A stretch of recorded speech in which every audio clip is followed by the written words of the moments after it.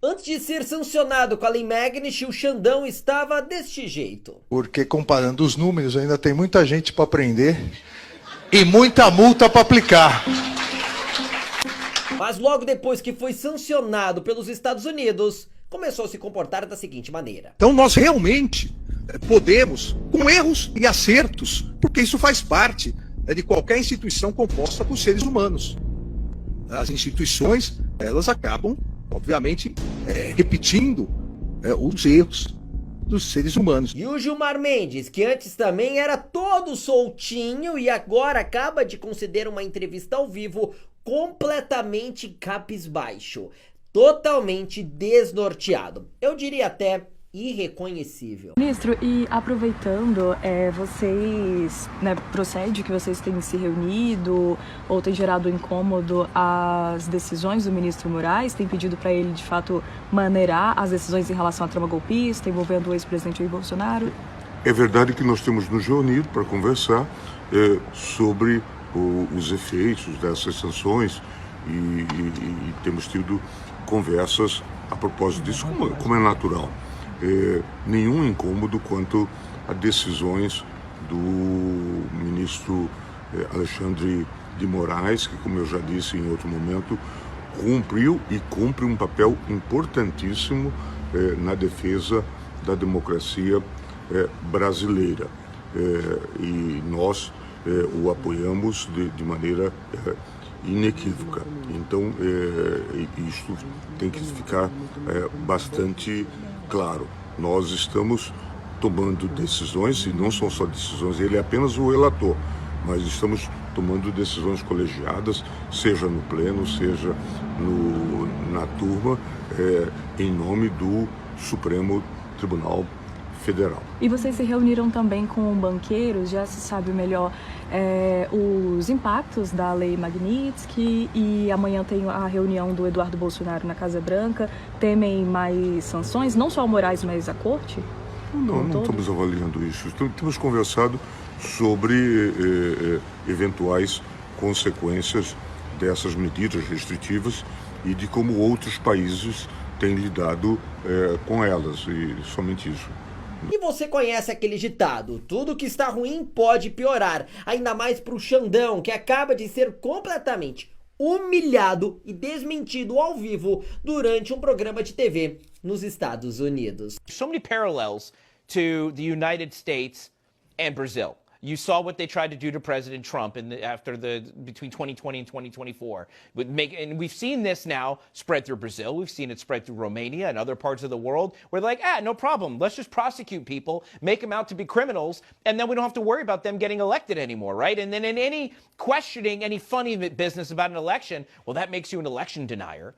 And that makes you a bad person and a threat to democracy. And then we must prosecute, right? And we've seen this in Brazil. You've been covering it extensively, and now because you're covering it, free speech, God forbid, now they've turned their sights on you. Can you talk about what is happening in Brazil? Because people in the United States need to pay attention on how this is spreading around the world and why what we do here directly impacts freedom and democracy around the globe. Well, I often say that Brazil and the U.S. have the same virus. We just have different immune systems.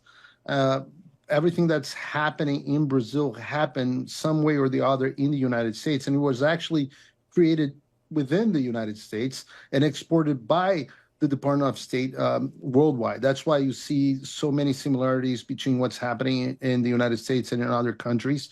This weaponization of the judicial system is something that was created in the United States. They tried to do with President Trump what they are doing with former President Bolsonaro. For our audience that are not familiar with who President Bolsonaro is, he is considered the Trump of the tropics. He was elected in 2018, 2 years after President Trump got elected here in the United States for the first time.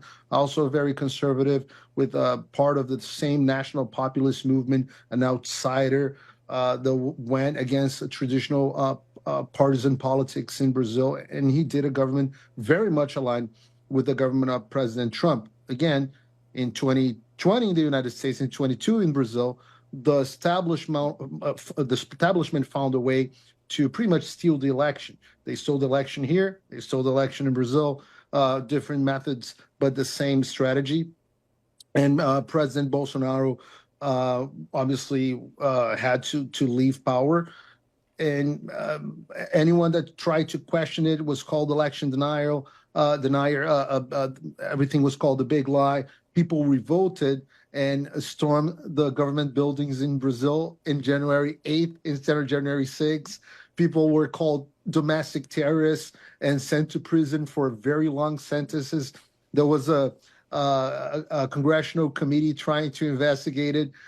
They deleted evidence in Brazil.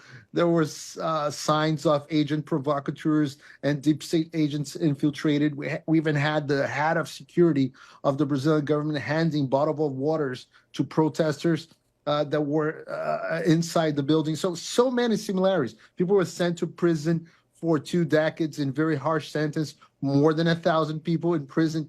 And then President Bolsonaro is now being prosecuted for a so-called coup d'etat, something like an insurrection. So you can't make this up. It's so similar that looks like a Bollywood version of an American movie in Brazil. So that's the way it is. I mean, you're right. It is shockingly similar.